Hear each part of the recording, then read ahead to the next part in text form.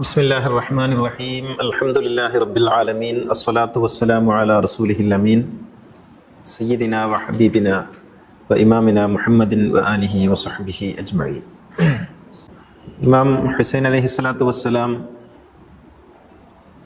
കർബലയിലേക്ക് പോയത് വളരെ മോശപ്പെട്ട കാര്യമാണ് എന്ന നിലക്ക് ധാരാളം പോസ്റ്റുകളും പരാമർശങ്ങളും ഇപ്പോഴും നടന്നുകൊണ്ടിരിക്കുന്നു. ചില ആളുകളൊക്കെ എന്നോട് നേരിൽ ഫോൺ ചെയ്ത് തന്നെ ചോദിച്ചു, നിങ്ങൾ എന്തിനാണ് വെറുതെ അനാവശ്യമായ വിവാദങ്ങൾ ഉണ്ടാക്കുന്നത്? എല്ലാം കഴിഞ്ഞു പോയ കാര്യമല്ലേ, പിന്നെന്തിനാണിത് പറഞ്ഞുകൊണ്ടിരിക്കുന്നത്? ഞാൻ അവരോട് പറഞ്ഞു, അങ്ങനെയാണെങ്കിൽ ഖുർആൻ തന്നെ അനാവശ്യമായൊരു സംഗതിയായിത്തീരും. കാരണം ഖുർആനിൽ കഴിഞ്ഞു പോയ കാര്യങ്ങളാണ് ഒട്ടുമുക്കാലും പറയുന്നത്. ഫിറോവിനെ കുറിച്ച്, മൂസാ നബിയെ കുറിച്ച് 136 തവണയാണ് പറഞ്ഞിരിക്കുന്നത്. ഫിറോവിനെ കുറിച്ചും പറഞ്ഞു, നമ്രൂദ്, ലൂത്ത് നബിയുടെ സമൂഹം, ഇതൊക്കെ നമ്മളിങ്ങനെ വായിച്ചുകൊണ്ടിരിക്കില്ല. അപ്പൊ എന്തിനാണ് അതൊക്കെ പറയുന്നത്? അല്ല, ഇത് സഹാബികൾ തമ്മിലുള്ള പ്രശ്നമല്ലേ? ഞാൻ ചോദിച്ചു, ആരാണ് സഹാബികൾ തമ്മിൽ എന്ന് പറയാവുന്ന ആള്? സഹാബികളെ ചീത്ത പറയാൻ പാടുണ്ടോ, മോശം പറയാൻ പാടുണ്ടോ എന്നുള്ളതാണ് അടുത്ത ചോദ്യം. ഞാൻ പറഞ്ഞു, ഒരിക്കലും പാടില്ല. സഹാബിക്ക് സഹാബിയെ കൊല്ലാമോ? നമുക്ക് സഹാബിയെ കുറ്റം പറയരുത്, എന്നാലൊരു സഹാബിക്ക് സഹാബിയെ കൊല്ലാമോ?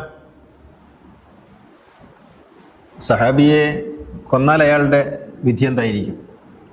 അത് നമുക്കറിയില്ല. ഇതാണ്, നമുക്കറിയില്ല. അപ്പം ഇങ്ങനെ ഈ രീതിയിൽ ഇതിനെ തമസ്കരിക്കാൻ ഇപ്പോഴും ഇപ്പോൾ എന്താണ് ഒരു അബ്ദുറഹ്മാൻ, എന്താണ് അല്ല ആദർശേരിയല്ല, വേറൊരു കക്ഷി, ഇരുവേറ്റി അബ്ദുറഹ്മാൻ ഇരുവേറ്റി എന്ന ആള് കഴിഞ്ഞ 2-3 ദിവസങ്ങളായി നിരന്തരം പോസ്റ്റുകൾ ഇട്ടുകൊണ്ടിരിക്കുന്നു. ഇപ്പോൾ കർബലയെ ഉയർത്തിക്കൊണ്ടുവരാൻ ചില ആളുകളൊക്കെ ശ്രമിക്കുന്നുണ്ട് എന്നൊക്കെ പറഞ്ഞ് യസീദിനെയും മുആവിയയെയും വളരെ ഭംഗിയായി മനോഹരമായി ചിത്രീകരിച്ചുണ്ട്. ചില ആളുകൾ ഗുണകാംക്ഷേണ നമ്മളോട് പറയും, നിങ്ങളെയൊക്കെ വളരെ പ്രതീക്ഷയിലാണ് ഞങ്ങൾ കാണുന്നത്, നിങ്ങളുടെ സമയം ഇതിനൊന്നും വേസ്റ്റ് ആക്കരുത് എന്നാണ്. അപ്പോൾ എനിക്ക് ഇവരോടൊക്കെ എല്ലാവരോടും പറയാനുള്ള ഒരു കാര്യം, പ്രവാചക പ്രേമത്തിൽ ഞാൻ തീർത്തും അന്ധനായ ഒരു മനുഷ്യനാണ്. ഒരു വിട്ടുവീഴ്ചയും ഇല്ലാത്ത ബ്ലൈൻഡായി പ്രവാചകനെ സ്നേഹിക്കുന്ന ഒരാളാണ് ഞാൻ. അതിൻ്റെ യുക്തിയൊന്നും ചോദിച്ചിട്ടൊരു കാര്യമില്ല. എനിക്ക് അദ്ദേഹത്തോട് മനുഷ്യ വാക്കുകളിൽ നിർവചിക്കാനും നിർണയിക്കാനും കഴിയാത്ത പ്രേമമാണ്. അതുകൊണ്ട് പ്രവാചകനെയും പ്രവാചകന്റെ കുടുംബത്തെയും ആരൊക്കെ നിന്ദിക്കുകയും പ്രയാസപ്പെടുത്തുകയും ചെയ്തിട്ടുണ്ടോ അവർ എന്നെ സംബന്ധിച്ചിടത്തോളം എൻ്റെ എതിരാളികളാണ്. നിരന്തരമായി ഞാൻ അവരെക്കുറിച്ച് പറഞ്ഞുകൊണ്ടേയിരിക്കും. ഇത് പ്രവാചകനെ ഇഷ്ടപ്പെടുന്നവർക്കൊക്കെ ഉൾക്കൊള്ളാവുന്നതേ ഉള്ളൂ. പക്ഷേ പ്രവാചകനേക്കാൾ കൂടുതലായി മറ്റ് ചില അധികാര ശക്തികളെയാണ് സ്നേഹിക്കുന്നതെങ്കിൽ അത്തരം ആളുകൾ തീർച്ചയായും ഈ പറയുന്നതിനെയൊക്കെ പ്രയാസത്തോടെ കാണേണ്ടതായിട്ട് വരും. ഇന്ന് നമ്മൾ കർബലയെക്കുറിച്ച് പറയാം എന്നാണ് പറഞ്ഞിരിക്കുന്നത്. കർബലയിലേക്ക് ഇമാം ഹുസൈനെ നയിച്ച സംഭവങ്ങൾ തുടങ്ങുന്നത് മുആവിയയുടെ ഭരണത്തോടു കൂടിയാണെന്ന് നമ്മൾ പറഞ്ഞു. മുആവിയ ഭരണത്തിലേറുന്നത്, അതായത് രാജസ്ഥാനത്തേക്ക് വരുന്നത്, ഗവർണറായിട്ട് പണ്ടേ ഉണ്ട്. മുആവിയ എങ്ങനെയാണ് ഗവർണറാകുന്നത്? മുആവിയയുടെ അച്ഛനായ അബൂ സുഫിയാൻ ഉമറുൽ ഫാറൂഖിന്റെ അടുത്ത് പോയി, ഞങ്ങൾ അമവികളാണ്, ഞങ്ങൾ ഭരണപരിചയമുള്ള ആളുകളാണ്, ഞങ്ങൾക്ക് വല്ല സ്ഥാനവും തരണം, ഞങ്ങളിങ്ങനെ നിങ്ങൾ അവഗണിക്കരുത് എന്ന് നിരന്തരമായി പറഞ്ഞുകൊണ്ടിരുന്നു.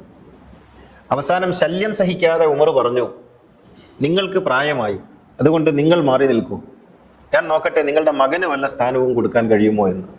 അങ്ങനെ അബൂ സുഫിയാൻ എന്ന് പറയുന്ന കുതന്ത്രശാലിയായ ഒരു മനുഷ്യനെ മാറ്റി നിർത്തുന്നതിന് വേണ്ടി തൽക്കാലത്തേക്ക് ഉമർ കണ്ടെത്തിയ ഒരു ഉപായമാണ് ഒരു പക്ഷേ ഇസ്ലാമിക ചരിത്രത്തെയും ലോക ചരിത്രത്തെയും ഇത്രമേൽ ഭീകരമായി അട്ടിമറിക്കാൻ കാരണമായി തീർന്നത്. സിറിയയിലെ അന്നത്തെ ചെറിയൊരു പ്രവിശ്യയിലാണ് ഉമർ അദ്ദേഹത്തെ ഗവർണറായി നിശ്ചയിച്ചത്.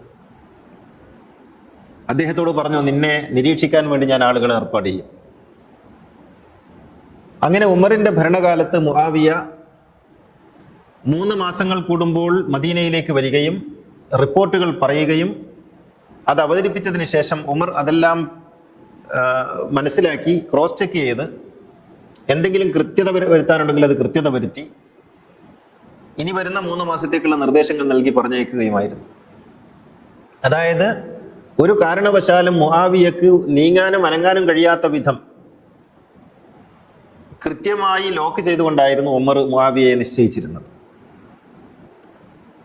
പക്ഷെ ഉമറിന്റെ മരണശേഷം, ഉമറിന്റെ മരണത്തെക്കുറിച്ചൊക്കെ നമ്മൾ ആലോചിക്കേണ്ട വിഷയമാണ് കേട്ടോ. ഉമറിനെ കൊന്നത് പിന്നെ ആ നാട്ടിലുള്ള ചില ആളുകളെ ഉപയോഗപ്പെടുത്തിക്കൊണ്ടാണ്. അതിന്റെ പിന്നിൽ ആരാണെന്നൊക്കെ നമ്മൾ ആലോചിക്കണം. 10.5 വർഷമാണ് ഉമറിന്റെ ഭരണം. ഉമർ ക്ഷിപ്രകോപിയും തീരുമാനങ്ങൾ എടുക്കുന്നതിൽ അത്രമേൽ ജാഗ്രതയില്ലാത്ത ആളൊക്കെയുമാണെങ്കിൽ പോലും ഉമറിന് നീതിബോധത്തിൽ യാതൊരു വിട്ടുവീഴ്ചയുണ്ടായിരുന്നില്ല.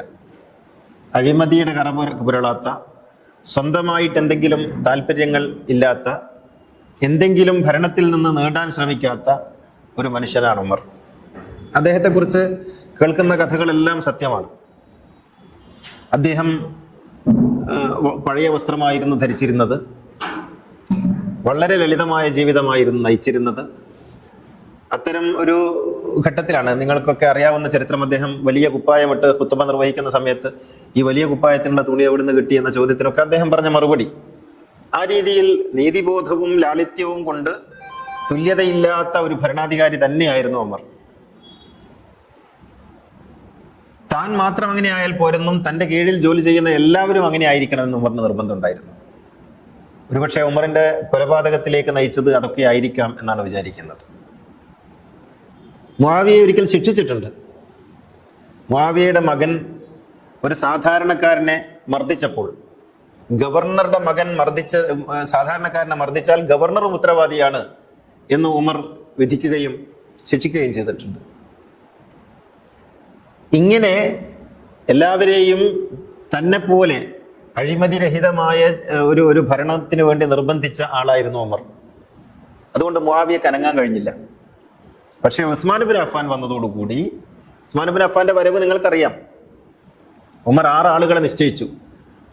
ഉസ്മാൻ, അലി, അബ്ദുറഹ്മാൻ ഇബ്നു ഔഫ്, തൽഹ, സുബൈർ,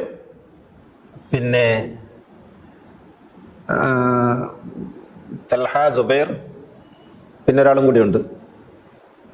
അത് പിന്നെ 7ാമനായിട്ട്, അതായത് 3-3 വോട്ട് വരികയാണെങ്കിൽ ഒരു വോട്ട് കൂടുതലാക്കുന്നതിന് വേണ്ടി തൻ്റെ മകനായ അബ്ദുല്ലാഹി ഇബ്നു ഉമറിനെ നിശ്ചയിച്ചു. പക്ഷെ അബ്ദുല്ലാഹി ഇബ്നു ഉമർ ഒരു സ്ഥാനത്തേക്കും വരരുത് എന്ന് നിശ്ചയിച്ചുകൊണ്ട് ഈ 6 സമിതി തീരുമാനിച്ചിട്ട് വേണം അടുത്തയാളെ തിരഞ്ഞെടുക്കാൻ എന്നായിരുന്നു ഉമറിന്റെ നിർദ്ദേശം.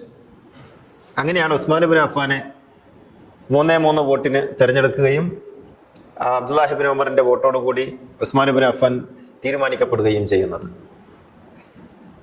ഉസ്മാൻ ഇബ്നു അഫ്ഫാൻ വന്നതോടുകൂടി മുആവിയയുടെ മേലുള്ള എല്ലാ നിയന്ത്രണങ്ങളും നഷ്ടപ്പെട്ടു. കാരണം അവർ കുടുംബക്കാരാണ്, അമവികളാണ്. പിന്നെ മുആവിയ അദ്ദേഹത്തിന്റെ ഭരണ വിസ്തൃതി വർദ്ധിപ്പിച്ചു. അദ്ദേഹം സ്വയം ഗവർണർ സ്ഥാനത്ത് നിന്ന് രാജസ്ഥാനത്തേക്ക് സ്വയം അവരോധിതനായി. ഉസ്മാനെ ഒരു കാര്യവും അറിയിക്കാതെയായി. ഉസ്മാൻ ഇബ്നു അഫ്ഫാൻ അദ്ദേഹത്തിന്റെ മേലുള്ള എല്ലാ നിയന്ത്രണങ്ങളും പോയി. പിന്നെ സിറിയ എന്ന് പറയുന്ന ഒരു രാജ്യം തന്നെ അദ്ദേഹത്തിന്റെ കീഴിലേക്ക് വന്നു. Ali ibn Abi Talib Usman Ibnu അഫ്ഫാന് താക്കീത് നൽകുന്ന ഒരു സന്ദർഭമുണ്ട്. മൗദൂദിയുടെ ഖിലാഫത്തും രാജവാഴ്ചയും വായിച്ചാൽ നിങ്ങൾക്കത് മനസ്സിലാവും. അതിന് അദ്ദേഹം പറയുന്നുണ്ട്, ഉമറിന്റെ കാലത്ത് മുആവിയ ഉമറിന്റെ മുന്നിൽ നിന്നിരുന്നത് പുലിയുടെ മുന്നിൽ പൂച്ച എന്ന പോലെയായിരുന്നു. നിങ്ങളുടെ മുന്നിൽ ഇപ്പോൾ മുആവിയ നിൽക്കുന്നത് പൂച്ചയുടെ മുന്നിൽ പുലി എന്ന പോലെയാണ്. മുആവിയയെ നിയന്ത്രിച്ചില്ലെങ്കിൽ മുആവിയ നിങ്ങളെ വിഴുങ്ങും എന്ന് അലി പലവട്ടം ഉസ്മാനെ ഉപദേശിച്ചിരുന്നു. പക്ഷേ അതൊന്നും ഉസ്മാൻ ഇബ്നു അഫ്ഫാനെ ചെവിക്കൊള്ളാൻ എന്തുകൊണ്ടോ സാധിച്ചില്ല. അതിനാൽ മുആവിയ സ്വയം തൻ്റെ രാജ്യം വിസ്തൃതമാക്കുകയും സ്വന്തമായി മിലിറ്ററി, നിങ്ങൾ ആലോചിച്ച് നോക്കൂ, ഒരു ഗവർണർക്ക് സ്വന്തമായി മിലിറ്ററി ഉണ്ടാവുക എന്ന് പറഞ്ഞാൽ അതിൻ്റെ അർത്ഥം എന്താണ്? നമ്മുടെ ഇന്ത്യയിൽ ഒരു ഗവർണർക്ക് സ്വന്തമായി ഒരു സൈനിക ശേഖരം ഉണ്ടാവുക, സർവാധികാരങ്ങളും അയാൾക്കുണ്ടാവുക എന്ന് വെച്ചാൽ അയാൾ രാജ്യത്തിന് വിരുദ്ധമായി പ്രവർത്തിക്കാൻ തീരുമാനിച്ചു എന്നല്ലേ? മുആവിയ സ്വന്തമായി മിലിറ്ററി ഉണ്ടാക്കുകയും അവരെ സ്വതന്ത്രമായി തൻ്റെ കീഴിൽ മാത്രമുള്ള സേനയാക്കി മാറ്റിയെടുക്കുകയും ചെയ്തു ഉസ്മാൻ ബിൻ അഫ്ഫാന്റെ കാലത്ത്. 13.5 വർഷമാണ് ഉസ്മാൻ ഭരിച്ചത്. അപ്പോൾ ഒരുപാട് ആരോപണങ്ങളുണ്ടായി. ഉസ്മാൻ ബിൻ അഫ്ഫാൻ മഹാനായ സഹാബിയാണ്. നമുക്ക് ആർക്കും അക്കാര്യത്തിൽ ഒരു തർക്കവും ഉണ്ടാവേണ്ടതില്ല. കാരണം പ്രവാചകനെ ഇത്രമേൽ സ്നേഹിക്കുകയും സഹായിക്കുകയും ചെയ്ത വ്യക്തികൾ നന്നെ കുറവാണ്. പക്ഷേ ഉസ്മാൻ ബിൻ അഫ്ഫാന് ഭരണപരമായ പാളിച്ചകൾ ധാരാളം ഉണ്ടായിട്ടുണ്ട്. ഒരാൾ നല്ല മനുഷ്യനാണ് എന്നതുകൊണ്ട് ഒരാൾ നല്ല ഭരണാധികാരിയാകണമെന്നില്ല. അദ്ദേഹം നല്ല മനുഷ്യനാണ്, ഉദാരനാണ്, പക്ഷേ അദ്ദേഹം ഒരിക്കലും നല്ല ഭരണാധികാരിയായിരുന്നില്ല. ഉമർ ഉസ്മാനോട് പറഞ്ഞിട്ടുണ്ട്, 6 ആളുകളെ തിരഞ്ഞെടുക്കുമ്പോൾ 6 ആളുകളുടെ ക്വാളിഫിക്കേഷനും ഡിസ്ക്വാളിഫിക്കേഷനും പറഞ്ഞുകൊണ്ട് ഉമർ ഒരു പ്രസ്താവന നടത്തിയിരുന്നു. അതിൽ പറഞ്ഞു, ഉസ്മാൻ ബിൻ അഫ്ഫാനോട് പറഞ്ഞു, നീ യോഗ്യനാണ്, എനിക്ക് ശേഷം അധികാരത്തിൽ വരാൻ, എൻ്റെ പിന്തുടർച്ചക്കാരനാകാൻ നീ യോഗ്യനാണ്, നീ പ്രവാചകന് പ്രിയപ്പെട്ടവനാണ്. പക്ഷെ ഒരു കാര്യമുള്ളത്, കുടുംബത്തോടുള്ള നിന്റെ പ്രതിബദ്ധത നീതിയിൽ നിന്ന് നിന്നെ അകറ്റുമോ എന്ന് ഞാൻ ഭയപ്പെടുന്നു. എന്നിട്ട് ഇങ്ങനെ കൂടി പറഞ്ഞു, കുടുംബത്തോടുള്ള നിന്റെ അടുപ്പം ഒരുപക്ഷെ നിന്നെ കൊലയിലേക്ക് നയിച്ചേക്കാം. ഉമറിന്റെ പ്രവചനം പോലെ ഉള്ള ഒരു വർത്തമാനമാണിത്. കുടുംബത്തോടുള്ള നിന്റെ പ്രതിബദ്ധത, കുടുംബത്തോടുള്ള നിന്റെ അടുപ്പം നീതിയിൽ നിന്ന് നിന്നെ തെറ്റിച്ചേക്കാൻ സാധ്യതയുണ്ട്. ഇത് ഈ അമവികൾക്കുള്ളതാണ് ഗോത്ര മനസ്സെന്ന് പറയുന്നത്.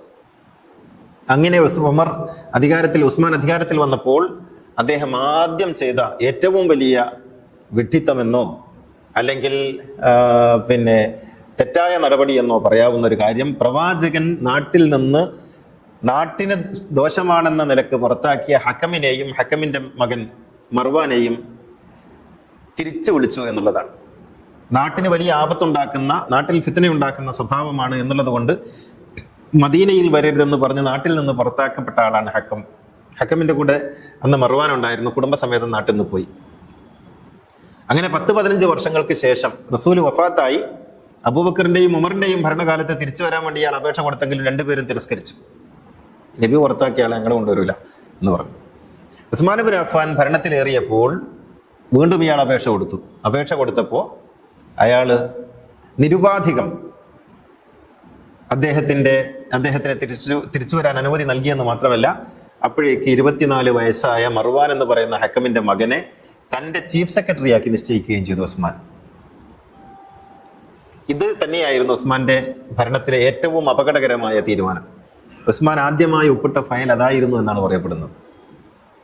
അദ്ദേഹത്തെ തിരിച്ചു കൊണ്ടുവരാനും ചീഫ് സെക്രട്ടറി ആക്കാനും. അവിടെ മുതൽ മർവാനാണ് ഭരിച്ചത്. ഉസ്മാൻ ഭരിച്ചിട്ടേ ഇല്ല. ഒരു ദിവസം പോലും ഉസ്മാൻ ബിൻ അഫ്ഫാൻ ഭരിച്ചിട്ടില്ല. ഭരിച്ചത് മർവാനാണ്. ഉസ്മാൻ ബിൻ അഫ്ഫാനെ മറയാക്കി മർവാൻ ഭരിച്ചു. കുതന്ത്രശാലികളിൽ കുതന്ത്രശാലിയായിരുന്നു Marwan. Ali ibn Abi Talib Usman bin അഫ്ഫാനെ കാണാൻ വരും. വന്നാൽ മർവാൻ പറയും, ഖലീഫ ഉറങ്ങുകയാണ്. അപ്പോൾ അലി തിരിച്ചു പോകും. ഉസ്മാനോട് പറയും, അലി നിങ്ങൾക്കെതിരാണ്, അതുകൊണ്ടാണ് നിങ്ങളെ കാണാൻ വരാത്തത്. ഇങ്ങനെ പരസ്പരം തെറ്റിച്ചും വിദ്വേഷങ്ങൾ ഉണ്ടാക്കിയും രണ്ടാളുകളെയും പരസ്പരം അകറ്റാൻ ശ്രമിക്കുകയും തോന്നിയതുപോലൊക്കെ ഭരിക്കുകയും ചെയ്തു മർവാൻ. അതാണ് ജനങ്ങളിൽ രോഷമുണ്ടാക്കിയത്. ആഡംബര ജീവിതം നയിച്ചു മർവാൻ. ഉസ്മാൻ ബിൻ അഫ്ഫാന് മർവാനോട് പറയാനൊന്നും കഴിയാത്ത വിധത്തിൽ ഒരു കോക്കസ് രൂപപ്പെടുത്തിയെടുത്തു. അങ്ങനെ മർവാനോടുള്ള കലാപകാരികളുടെ ആകെയുള്ള 2-3 ആവശ്യങ്ങളിൽ ഒന്നെന്തായിരുന്നു? മർവാനെ മദീനയിൽ നിന്ന് പുറത്താക്കുക. അവര് പറഞ്ഞത് മർവാനെ മദീനയിൽ നിന്ന് പുറത്താക്കുക, കുടുംബക്കാരെ കീ പോസ്റ്റുകളിൽ നിശ്ചയിക്കുന്നത് ഒഴിവാക്കുക. ആവശ്യങ്ങൾ ന്യായമായിരുന്നു. ഞാൻ ഉസ്മാൻ ബിൻ അഫ്ഫാനെ വധിച്ച കലാപകാരികളെ ന്യായീകരിക്കുകയല്ല. പക്ഷെ അവർ പറഞ്ഞ ആവശ്യങ്ങളെ ഒന്ന് പരിശോധിച്ച് നോക്കിയാൽ മർവാനെ പുറത്താക്കുക. എന്താണ് മർവാനെ പുറത്താക്കാൻ കഴിയാതിരുന്നത്? മർവാൻ എന്ന് പറയുന്ന തെമ്മാടിയായ ഗവർണറെ അല്ലെങ്കിൽ ചീഫ് സെക്രട്ടറിയെ പുറത്താക്കിയാൽ തീരുന്നതായിരുന്നോ പ്രശ്നം? പക്ഷേ പുറത്താക്കിയില്ല. അമവികൾക്ക് നൽകിയിട്ടുള്ള എല്ലാ പോസ്റ്റുകളും റദ്ദ് ചെയ്യുക, എന്നിട്ട് അവിടെ ജനങ്ങളെ തെരഞ്ഞെടുക്കുക, പൊതുജനങ്ങളെ തെരഞ്ഞെടുക്കുക, ഇതായിരുന്നു 2ാമത്തെ ആവശ്യം. അവരംഗീകരിച്ചില്ല, അംഗീകരിക്കാൻ സമ്മതിച്ചില്ല. അതാണ് വിഷയം. അതാണ് ഉസ്മാൻ ബിൻ അഫ്ഫാൻ എന്ന് പറയുന്ന ഒരു മഹാമനുഷ്യന്റെ വധത്തിലേക്ക്, കൊലപാതകത്തിലേക്ക് നയിച്ചത്. തീർച്ചയായും ഒരിക്കലും സംഭവിക്കാൻ പാടില്ലാത്തൊരു കാര്യമാണ്. പക്ഷേ ചരിത്രത്തിന്റെ ഒരു കാവ്യനീതി എന്നതുപോലെ സംഭവിച്ചത് ഹസൻ ബിൻ അലിക്ക് നൽകാൻ കഴിഞ്ഞിട്ടില്ലാത്ത ആ മണ്ണിൽ ഉസ്മാൻ ബിൻ അഫ്ഫാനെ കടത്താനും കാലം ആദ്യമേ സമ്മതിച്ചില്ല.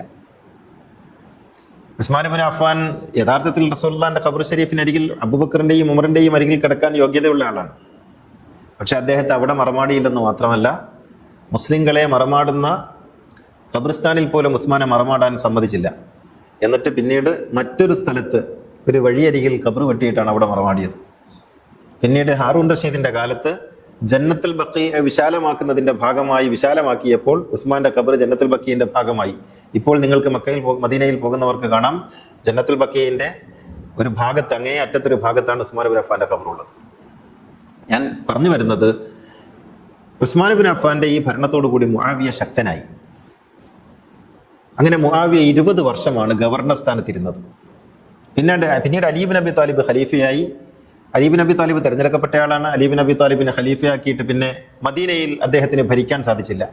കാരണം മദീന മുആവിയ കലാപക്കളമാക്കി മാറ്റി. ചാരന്മാരെ അയച്ചും തൻ്റെ ശിങ്കിടികളെ പറഞ്ഞയച്ചും മദീനയിൽ പല വിധത്തിലുള്ള കുൽസിത പ്രവർത്തനങ്ങൾ നടത്തി.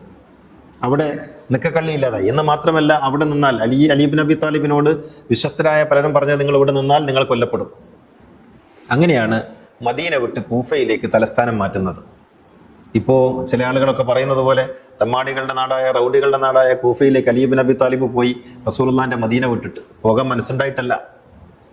പക്ഷേ അലി ഇബ്നു അബി താലിബിന് മദീനയിൽ നിൽക്കാൻ യാതൊരു നിർവാഹവും ഇല്ലായിരുന്നു. അങ്ങനെയാണ് കൂഫയിലേക്ക് തലസ്ഥാനം മാറിപ്പോകുന്നത്. അവിടെയും ഭരിക്കാൻ സമ്മതിച്ചില്ല. മുആവിയ അന്ന് പ്രഖ്യാപിച്ചു, ഞാൻ അലിയുടെ ഖിലാഫത്തിനെ അംഗീകരിക്കുന്നില്ല. നിങ്ങൾ നോക്കൂ, നമ്മുടെ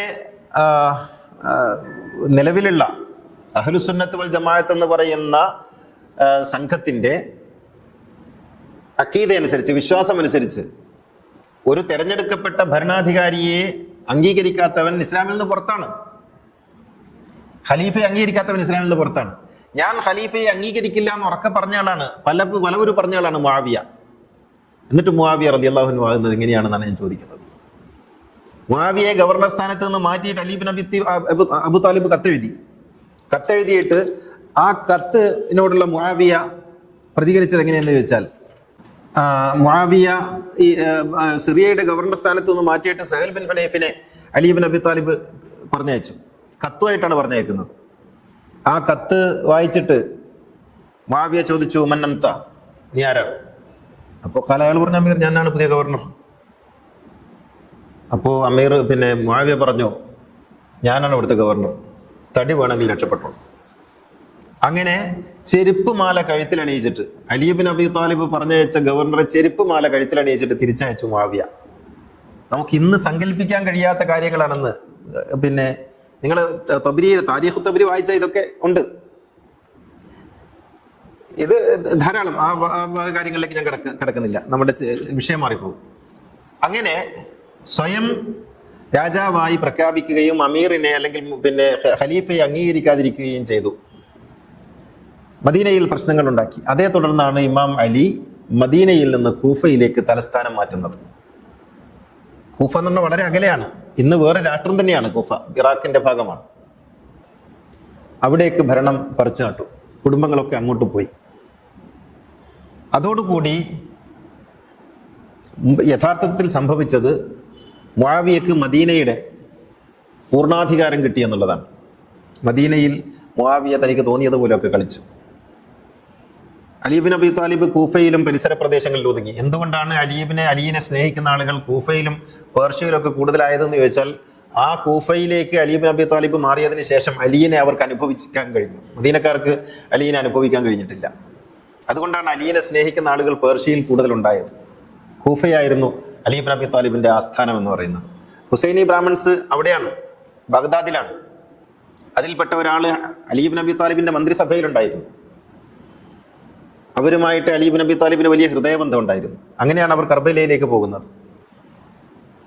എന്നിട്ട് അലി ഇബ്നു അബി താലിബും മുആവിയയും തമ്മിലുള്ള പ്രശ്നങ്ങൾ നിങ്ങൾക്കറിയാം. അലി ഇബ്നു അബി താലിബ് ഖിലാഫത്തിൽ ഏറിയതിന് ശേഷം ഇയാള് ഖലീഫയെ അംഗീകരിക്കില്ല എന്ന് പ്രഖ്യാപിച്ചപ്പോൾ അലി ഇബ്നു അബി താലിബ് പറഞ്ഞു, ഒരു ഘട്ടത്തിൽ അങ്ങനെയാണെങ്കിൽ നിന്നെ യുദ്ധം വേണ്ടി വരും, എങ്കിൽ യുദ്ധമാണെങ്കിൽ യുദ്ധം എന്ന് മുആവിയ പറഞ്ഞു.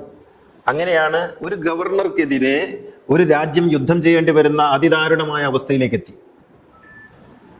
അങ്ങനെയാണ് സിഫീൻ യുദ്ധം ഉണ്ടാകുന്നത്.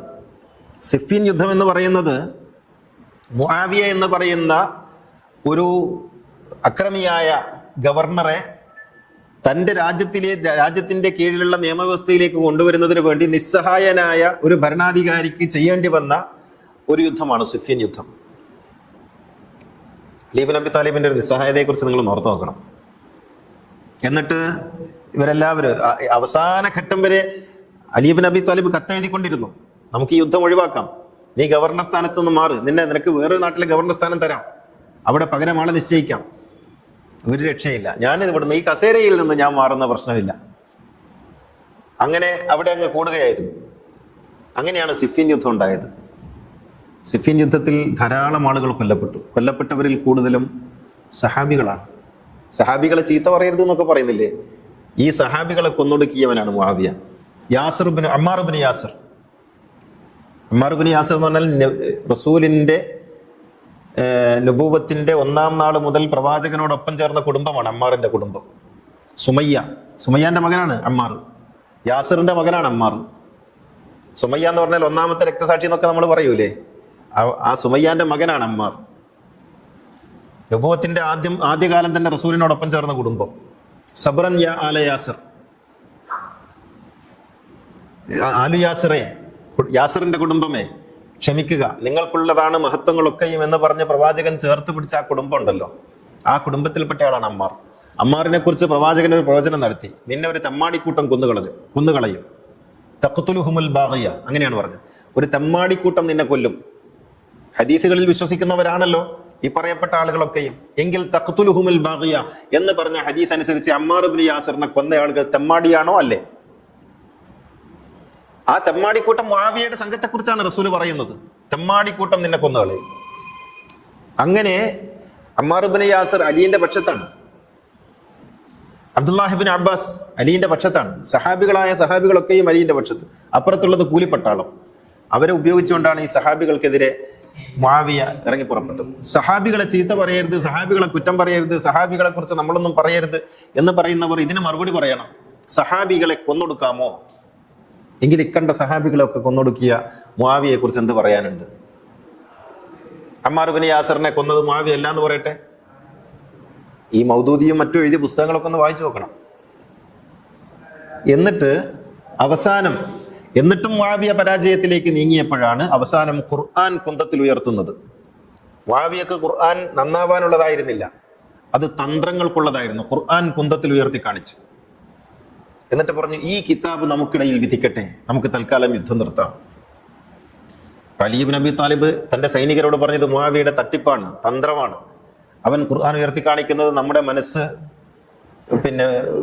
വിഭ്രാന്തിയിലകപ്പെടുത്താനാണ്. അവന് ഖുർആനിനോട് സ്നേഹം ഉണ്ടായിട്ടല്ല.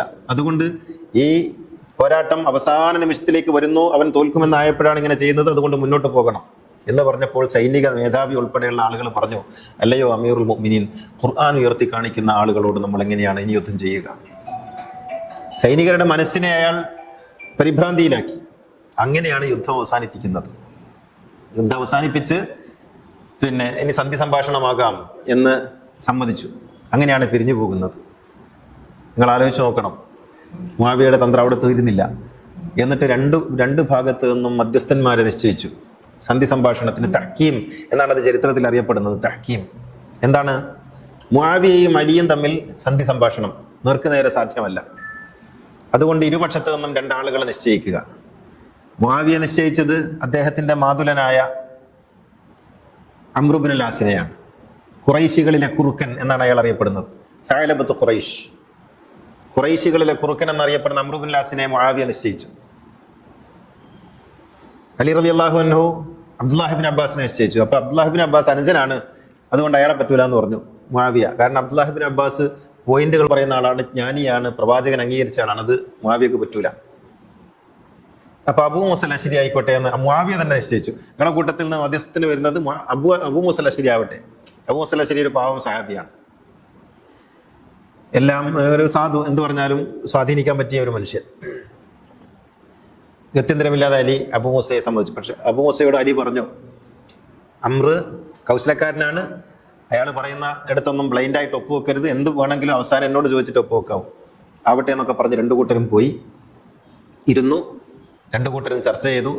അമ്രു പറഞ്ഞു, നിങ്ങൾ ഉന്നതനായ സഹാബിയാണ്. ഇങ്ങനെയാണല്ലോ, ഒരു മനുഷ്യനെ നിങ്ങൾക്ക് എപ്പോഴും വിലക്കെടുക്കണമെങ്കിൽ അയാളുടെ മുഖസ്തുതി പറഞ്ഞ് പരമാവധി അങ്ങ് സുഖിപ്പിച്ചാൽ മതി.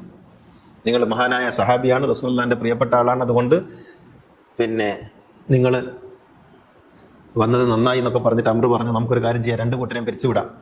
നിങ്ങൾ അലീനെ പിരിച്ചുവിടും, ഞാൻ മുആവിയെ പിരിച്ചുവിടാം. എന്നിട്ട് നമുക്ക് പുതിയൊരു നേതാവിനെ തിരഞ്ഞെടുക്കാൻ ജനങ്ങൾക്ക് അവസരം നൽകാം. അബൂ മൂസ പറഞ്ഞു, അത് കൊള്ളാം, നല്ല ഐഡിയ ആണ്. എന്നാൽ പിന്നെ നമുക്ക് ഒപ്പുവെക്കല്ലേ? ഒപ്പുവെച്ചു. രണ്ടു കൂട്ടർ ഇറങ്ങി വന്നപ്പോൾ അലി ചോദിച്ചു, എന്തായി? നിങ്ങൾ രണ്ടാളും പിരിച്ചുവിടാൻ ഞങ്ങൾ തീരുമാനിച്ചു. എന്നിട്ടോ സമ്മതിച്ചോ? ആ സമ്മതിച്ചു. എന്നാൽ ശരി, അലി അത് സമ്മതിച്ചു. എന്നിട്ട് രണ്ടാമത് ഇത് എപ്പോഴാണ് പ്രഖ്യാപിക്കേണ്ടത്? ജനങ്ങളൊക്കെ വിളിച്ചുകൂട്ടി ഒരു വെള്ളിയാഴ്ച പ്രഖ്യാപിക്കാമെന്ന് പറഞ്ഞു. അങ്ങനെ ഒരു വെള്ളിയാഴ്ച ജനങ്ങളൊക്കെ വിളിച്ചുകൂട്ടി പ്രഖ്യാപിക്കാൻ പോകുമ്പോൾ അലി പറഞ്ഞു, നിങ്ങൾ ഒന്നാമതായി പ്രഖ്യാപിക്കരുത്, ഒന്നാമതായി അയാൾ പ്രഖ്യാപിക്കട്ടെ, നിങ്ങൾ രണ്ടാമത് പറഞ്ഞാൽ മതി. ഓ, അതൊക്കെ ഞാൻ ഏറ്റവും എന്ന് പറഞ്ഞിട്ട് പോയി. അങ്ങനെ ജനങ്ങളെയൊക്കെ പ്രഖ്യാപിച്ച് ഇവർ രണ്ടുപേരും സ്റ്റേജിൽ കയറിയിട്ട് അമ്ര പ്രഭാഷണം തുടങ്ങി. അമ്ര പ്രഭാഷണം തുടങ്ങിയത് ഇങ്ങനെയാണ്: ഞങ്ങളൊരു തീരുമാനം എടുത്തിട്ടുണ്ട്, അള്ളാഹുവിൻ്റെ നാമത്തിൽ നിങ്ങളെല്ലാവരും അംഗീകരിക്കുമെന്ന് വിചാരിക്കുന്നു. പ്രവാചകന്റെ പ്രിയപ്പെട്ട ശിഷ്യനും മഹാനായ സഹാബിയുമായ അബൂ മൂസ അശ്ശരി ഇവിടെ ഉണ്ട്, അതുകൊണ്ട് അദ്ദേഹം അക്കാര്യം പറയും, അദ്ദേഹത്തെ ക്ഷണിക്കുന്നു എന്ന് പറഞ്ഞ് അമ്ര അവിടെ ഇരുന്നു. അബൂ മൂസ എഴുന്നേറ്റിട്ട് പറഞ്ഞു, ഞങ്ങൾ തീരുമാനിച്ചത് രണ്ടാൾക്കാരെയും പിരിച്ചുവിടാനാണ്, അതുകൊണ്ട് എൻ്റെ കക്ഷിയായ അലി ഇബ്നു അബീ ത്വാലിബിനെ സ്ഥാനത്ത് നിന്ന് ഞാൻ നീക്കിയതായിട്ട് അറിയിക്കുന്നു. അല്ലാഹു അക്ബർ എന്ന് ചൊല്ലി എല്ലാവരും. അങ്ങനെ അബൂ മൂസ ഇരുന്നപ്പോൾ അമ്ര എഴുന്നേറ്റിട്ട് പറഞ്ഞു, കണ്ടില്ലേ, അദ്ദേഹത്തിൻ്റെ ആളായ അലീനെ നീക്കം ചെയ്തു. ഇസ്ലാമിക സമൂഹത്തിലൊരു നേതാവില്ലാതെ പറ്റില്ല, അതുകൊണ്ട് ഞാൻ എൻ്റെ കക്ഷിയായ മുആവിയയെ സ്ഥിരീകരിച്ച് അദ്ദേഹം ഭരണാധികാരിയാണ് എന്ന് പ്രഖ്യാപിക്കുന്നു. നിങ്ങൾ ആലോചിച്ച് നോക്കണം, തന്ത്രം എവിടെയാണെന്ന്. അന്ന് ഇറങ്ങിപ്പോയതാണ് അബൂ മൂസ അശ്ശരി. മദീനയിൽ നിന്ന് പോയി കളഞ്ഞു. അലി ഇബ്നു അബീ ത്വാലിബ് പറഞ്ഞത് ഞാൻ കേട്ടില്ലല്ലോ എന്ന് പറഞ്ഞിട്ട് അദ്ദേഹം വിലപിച്ചുകൊണ്ട് നടന്നുപോയി. ഇതാണ് അന്ന് നടന്ന സംഭവം. ഇത് മൗദൂദി എഴുതിയിട്ടുണ്ട് കേട്ടോ, മൗദൂദി എഴുതിയിട്ടുണ്ട്, ഇസ്ലാമിക ചരിത്ര ഗ്രന്ഥങ്ങളിലൊക്കെ ഉണ്ട്. ഏതെങ്കിലും ഷിയാ കിതാബിലുള്ളതാണെന്ന് പറയണ്ട. മൗദൂദിയുടെ ഖിലാഫത്തും രാജവാഴ്ചയും എന്ന് മലയാളത്തിൽ ഇറങ്ങിയിട്ടുള്ള പുസ്തകം വായിച്ചാൽ നിങ്ങൾക്ക് മനസ്സിലാകും. യുവത ഇറക്കിയ ഇസ്ലാമിക ചരിത്രം എന്നാണ്, മുജാഹിദിന്റെ യുവത ഇറക്കിയ ഇസ്ലാമിക ചരിത്രം എന്ന് പറയുന്ന അവരുടെ 5 വോള്യങ്ങളുള്ള പുസ്തകങ്ങളിൽ 4-മത്തതോ 3-മത്തതോ ആണ് ഇസ്ലാമിക ചരിത്രം, 4-മത്താണെന്ന് തോന്നുന്നു. അത് വായിച്ചാൽ നിങ്ങൾക്ക് മനസ്സിലാകും, അതിലുണ്ട് കഥ. എന്നിട്ട് എല്ലാവരും അതോടുകൂടി പിന്നെ അലി സ്ഥാനഭ്രഷ്ടനായി. മുആവിയ രാജസ്ഥാനത്ത് വന്നു. അതിനുശേഷം പിന്നീട് വീണ്ടും ജനങ്ങളെല്ലാവരും കൂടി അലി ഇബ്നു അബീ ത്വാലിബിനെ സമീപിച്ചിട്ട് നിങ്ങൾ ഖലീഫയാകണമെന്ന് പറഞ്ഞ് അലി നിരസിച്ച് പിന്നെ വീണ്ടും നിർബന്ധിച്ചതിന്റെ അടിസ്ഥാനത്തിൽ അദ്ദേഹം തെരഞ്ഞെടുക്കപ്പെട്ടിട്ടാണ് രണ്ടാമതും ഖിലാഫത്തിലേക്ക് വരുന്നത്. അങ്ങനെയാണ് 4 വർഷം അദ്ദേഹം ഭരിക്കുന്നത്. അതിനുശേഷമാണ് ഹസൻ ഇബ്നു അലി 5ാം ഖലീഫയാകുന്നത്. അലി ഇബ്നു അബീ ത്വാലിബിന്റെ വധമൊക്കെ ആലോചിക്കേണ്ട വിഷയമാണ്. അലി ഇബ്നു അബീ ത്വാലിബിനെ കൊന്നത് മുആവിയയുടെ സംഘമാണ്. സുബഹി നിസ്കാരത്തിന് വേണ്ടി പള്ളിയിലേക്ക് വരുമ്പോഴാണ് വെട്ടിക്കൊന്നത്. എന്നിട്ട് ഒരു കള്ളക്കഥയുണ്ടാക്കി മുആവിയയെ കൊല്ലാനും അലി ഇബ്നു അബീ ത്വാലിബിനെ കൊല്ലാനും 2 ആളുകളും പുറപ്പെട്ടിരുന്നു. അന്ന് അലി ഇബ്നു അബീ ത്വാലിബ് പള്ളിയിൽ വന്നതുകൊണ്ട് അദ്ദേഹത്തിനെ വെട്ടി. അന്ന് മുആവിയക്ക് വയറിളക്കായിരുന്നു, അതുകൊണ്ട് അദ്ദേഹം രക്ഷപ്പെട്ടു. ഇതൊക്കെയാണ് വയറിളക്കം ബാധിച്ചിട്ട് പള്ളിയിൽ പോകാത്തതുകൊണ്ട് രക്ഷപ്പെട്ടു. ഇതൊക്കെ ചരിത്രത്തിൽ നമുക്ക് വായിക്കാൻ കഴിയുന്ന അത്ഭുതകരമായ തമാശകളാണ്, ക്രൂരതകളാണ്. അങ്ങനെയാണ് അലി ഇബ്നു അബീ ത്വാലിബ് കൊല്ലപ്പെടുന്നത്. അലി ഇബ്നു അബീ ത്വാലിബിന്റെ ഖബർ എന്താ ഒരിടത്തില്ലാത്തത്? ഞാനത് ഖുതുബയിൽ ഇത് പറഞ്ഞല്ലോ. എന്നിട്ട് പിന്നെ അങ്ങനെയൊന്നും ചരിത്രത്തിലില്ല. എന്നാൽ പിന്നെ അലി ഇബ്നു അബീ ത്വാലിബിന്റെ ഖബർ, ഉസ്മാൻ ഇബ്നു അഫ്ഫാന്റെ ഖബർ എവിടെയാണെന്ന് നമുക്കറിയാം, ഉമറുൽ ഫാറൂഖിന്റെ ഖബർ എവിടെയാണെന്ന് അറിയാം, പിന്നെ അബൂബക്കർ സിദ്ദീഖിന്റെ ഖബർ എവിടെയാണെന്ന് അറിയാം, പല സഹാബികളുടെയും ഖബർ എവിടെയാണെന്ന് അറിയാം. എങ്കിൽ 4-മത്തെ ഖലീഫയായിട്ട് എണ്ണപ്പെടുന്ന മഹാനായ അലി ഇബ്നു അബീ ത്വാലിബിന്റെ ഖബർ എവിടെ എന്ന് പറഞ്ഞ, റസൂലുള്ളാഹിന്റെ മകളുടെ ഭർത്താവ്, റസൂലുള്ളാഹിന്റെ പ്രിയപ്പെട്ട ശിഷ്യൻ, 4-മത്തെ ഖലീഫ, ഖബർ എവിടെ? എന്തുകൊണ്ടാണ് ഖബറിന്റെ അഡ്രസ് ഇല്ലാത്തത്? ഒരൊറ്റ സമയത്ത് 4 മയ്യത്ത് കട്ടിലുകൾ വീട്ടിൽ നിന്ന് പുറത്തിറങ്ങുക, 4 കട്ടിലും ആളുകൾ ഏറ്റിപ്പോവുക, എന്നിട്ട് 4 സ്ഥലത്തും മറമാടുക, അതിൽ 3-ൽ ഡമ്മിയും 1-ൽ ഒറിജിനലും. എന്തുകൊണ്ടാണ് അങ്ങനെ ചെയ്യേണ്ടി വന്നത്? എന്തുകൊണ്ടാണ് അങ്ങനെ ചെയ്യേണ്ടി വന്നത്? ഇസ്ലാമിക ചരിത്രത്തിൽ നടന്ന സംഭവങ്ങൾ ആലോചിച്ച് നോക്കിയാൽ ലോക ചരിത്രത്തിൽ ഇമാതിരി വൃത്തികേടുകൾ കാണില്ല. എന്നിട്ട് നമ്മൾ ഈ ചരിത്രമൊക്കെ പറയുമ്പോൾ ഗാന്ധിജിയെ കുറിച്ച് പറയുമ്പോൾ എന്തിനാണ് ഈ ഗാന്ധിജിയെ കുറിച്ച് പറയുന്നത് എന്ന് ചോദിക്കുന്ന സംഘ് പരിവാറിന്റെ ആളുകളുടെ അതേ ടോണല്ലേ ഇപ്പോഴും നിങ്ങൾ എന്തിനാണ് കർബലയെ കുറിച്ച് പറയുന്നതെന്ന് ചോദിക്കുന്ന ആളുകൾക്കുള്ളത്? എന്താ വ്യത്യാസം? നിങ്ങൾ എന്തിനാ ഇപ്പോഴും ആ വയസ്സിനെ കുറിച്ച് പറയുന്നത് എന്ന് പറയുന്ന അതേ ടോണല്ലേ ഈ കർബലയെ കുറിച്ച് നിങ്ങൾ എന്തിനിയും പറയുന്നു എന്ന് പറയുന്നവരുടേത്? അതേ ഭാഷ, അതേ ശൈലി. എന്തിനാണ് നാട്ടിൽ കുഴപ്പമുണ്ടാക്കുന്നത്? കുഴപ്പമില്ലാതിരിക്കാനാണ് ഇത് പറയുന്നത്, തിരിച്ചറിയാൻ വേണ്ടി ഇത് പറയുന്നത്. എന്നിട്ട് അലീബിൻ അബി താലിബിന് ശേഷം ഹസനബിൻ അലി വന്നിട്ട് ഹസനബിൻ അലിയെയും അദ്ദേഹം പിന്നെ വീഴ്ത്തിയില്ലേ? ഞാൻ സംഭവം പറഞ്ഞില്ലേ? ഹസനബിൻ അലിയെ കൊന്നതിനെ കുറിച്ച് ഇബ്നു കസീർ പറയുന്നുണ്ട്. അന്ന യസീദ് ഇബ്നു മുആവിയ, ഇബ്നു കസീറാണ് പറയുന്നത് കേട്ടോ. ഇബ്നു കസീർ എന്ന് പറയുന്നത് ഇബ്നു തൈമിയയുടെ ശിഷ്യനാണ്. ഇസ്ലാമിക ചരിത്രത്തിൽ ഏറ്റവും കൂടുതൽ ആധികാരികമെന്ന് കരുതപ്പെടുന്ന തഫ്സീർ എഴുതിയ ആളാണ്. അദ്ദേഹത്തിന്റെ അൽ ബിദായത്തു വന്നിഹായ എന്ന് പറയുന്ന ചരിത്ര പുസ്തകമുണ്ട്.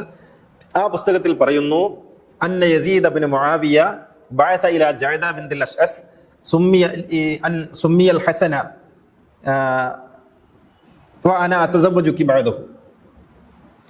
യസീദ് കത്തെഴുതുന്നു ഈ ജഅദക്ക്, അതായത് ഹസന്റെ ഭാര്യക്ക്. എന്നിട്ട് കൊട്ടാരത്തിലേക്ക് വിളിപ്പിക്കുന്നു. എന്നിട്ട് പറയുന്നു, നീ ഹസന് വിഷം കൊടുക്കണം, ഞാൻ അയാൾ മരിച്ചാൽ നിന്നെ കല്യാണം കഴിക്കാം. ഫഅലത്, അങ്ങനെ അവളെ പിന്നെ അവളെ കൊണ്ടത് ചെയ്യിച്ചു. ഫലമ്മ മാത്തൽ ഹസനു, ഹസൻ മരിച്ചപ്പോൾ ബഅസത്തി ഇലൈഹി, അവള് യസീദിന്റെ അടുത്ത് പോയിട്ട് കാര്യങ്ങളൊക്കെ പറഞ്ഞപ്പോൾ ഫഖാല, യസീദ് പറഞ്ഞു, ഇന്നാ വല്ലാഹി ലം നർലക്കി ലിൽ ഹസൻ അഫനർലാക്കി ലി അൻഫുസിനാ വഇൻദി അന്ന ഹാദാ ലൈസ ബിസഹീഹ്. ഒരിക്കലും നടക്കുന്ന കാര്യമല്ല. ഹസനെ പോലെ ഒരാളെ കൊല്ലാൻ നീ കൂട്ടുന്നെങ്കിൽ പിന്നെ എന്നെ കൊല്ലൂല എന്ന് എന്താണ് ഉറപ്പ്? അതുകൊണ്ട് ഞാൻ കല്യാണം കഴിക്കൂല എന്ന് പറഞ്ഞിട്ട് അവള് പിന്നെ തിരിച്ചയച്ചു. എന്തൊക്കെയോ ചില പിന്നെ ഇതൊക്കെ കൊടുത്തിട്ട് തിരിച്ചയച്ചു. ആലോചിച്ച് നോക്കണം. ഇതാണ് മുആവിയയുടെ മകനും. എന്നിട്ട് മുആവിയയുടെ ഞാൻ പിന്നെ ഇതിലേക്ക് വരുന്ന കർബലയിലേക്ക് എത്തിയ പശ്ചാത്തലം പറയാം. എന്നിട്ട് ഹസനബിൻ അലിയെ രാജിവെപ്പിച്ച് മുആവിയ പിന്നെ പൂർണ്ണ രാജാവായി. ഈ പൂർണ്ണ രാജാവായതിനു ശേഷം പിന്നീട് 20 വർഷം ഭരിച്ചു കേട്ടോ. മൊത്തം 40 വർഷം അയാൾ അധികാരത്തിലിരുന്നു. 20 വർഷം ഗവർണറായിട്ടും 20 വർഷം രാജാവായിട്ടും. ഈ 40 വർഷത്തെ ചരിത്രമാണ് ഇസ്ലാം ഇന്ന് നമ്മൾ കാണുന്ന എല്ലാ പ്രശ്നങ്ങളുടെയും കാതൽ എന്ന് പറയുന്നത് ആ 40 വർഷമാണ്. വേണ്ടുന്നതൊക്കെയും അദ്ദേഹം ഉണ്ടാക്കി വെച്ചിട്ടാണ് പോയത്. എന്തൊക്കെ റസൂൽ സ്ഥാപിച്ചുവോ അതിന് വിരുദ്ധമായി വേണ്ടുന്നതൊക്കെയും ചെയ്തു വെച്ചു. റസൂൽ റദ്ദ് ചെയ്തതെല്ലാം കൊണ്ടുവന്നു, റസൂൽ കൊണ്ടുവന്നതെല്ലാം റദ്ദ് ചെയ്തു. ഇതാണ് മുആവിയ ചെയ്തത്. ഇസ്ലാമിനെ വെറും ഒരു ഫിഖ് മാത്രമാക്കി, ഒരു കർമ്മശാസ്ത്രം മാത്രമാക്കി, കെട്ടുകഥകൾ മാത്രമാക്കി, പ്രവാചക നിന്ന മാത്രമാക്കി ചുരുക്കി മാറ്റിയ രാജാവാണ് മുആവിയ എന്ന് പറയുന്നത്. എന്നിട്ട് മുആവിയ തൻ്റെ അവസാന നാളുകളിലേക്ക് കടന്നപ്പോൾ, ഞാൻ മുആവിയയുടെ ചരിത്രം വിശദമായിട്ട് പറയുന്നില്ല, അത് പറയാനുള്ള സമയമല്ല ഇത്. അവസാന നാളുകളിലേക്ക് കടന്നപ്പോൾ എന്ത് ചെയ്യണം? കരാറനുസരിച്ച് ഇത് സ്വാഭാവികമായും ഹുസൈനിലേക്ക് മാറും. ഈ ഖിലാഫത്ത് ഹുസൈനാണ് വരിക. കാരണം അന്നുള്ളത് യോഗ്യരിൽ ആളുകളിൽ ഏറ്റവും യോഗ്യൻ ഹുസൈനാണ്.